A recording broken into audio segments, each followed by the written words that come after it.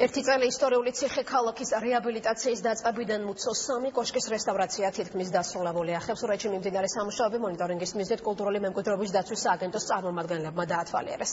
4 წლიანი პროექტი ციხე ქალაქის რეაბილიტაციის გარდა ადგილზე მუზეუმ ნაკრძალის მოწყობასაც ითვალისწინებს. სალომე ელისაბედაშვილი იმყოფებოდა ახევსურეთში.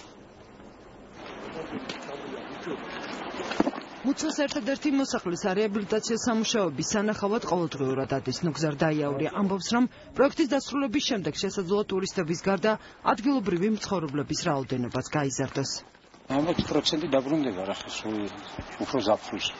ზამთარში ავიც. პროცენტი ღმერთთან თქვას დაბრუნდეს ერთი. 20% რო დაბრუნდეს, ჩემი აზრით ვიტყვი რომ სასტუმროები რაღაც მიღებელი უფრო ძელება საცხოვრებლად რაღაც სასტუმროები უფრო შორს და ის როგორც მუზეუმი ჯობია ესე იყოს. მიმდინარე წლის ბოლომდე ვიდრე ხევსურეთში გზა ჩაიკეტება, 9 ნაგებობის აღდგენა იგეგმება. 4 წლიანი პროექტი, რომელიც გასულ წელს დაიწყო, 2018 წელს უნდა დასრულდეს და მუცოს დასახლების მთლიან აღდგენა კონსერვაციას გულისხმობს. ნაგებობების აღდგენა ტრადიციული მასალით და მშრალი წყობით ხორციელდება.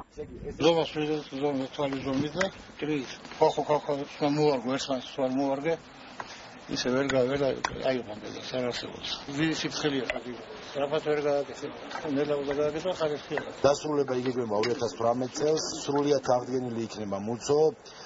თავისი ყველა ინფრასტრუქტურული კომპონენტით რაც საჭირო არის, ჩვენ ასევე თავაზობთ მოსახლეობას, ვინც აქ ცხოვრობდა იმ გვარებს, რომ მათ შეუძლიათ უკვე თავისუფლად დაბრუნდნენ აღდგენილში და თვითონვე აწარმოონ ტურისტული საქმიანობა.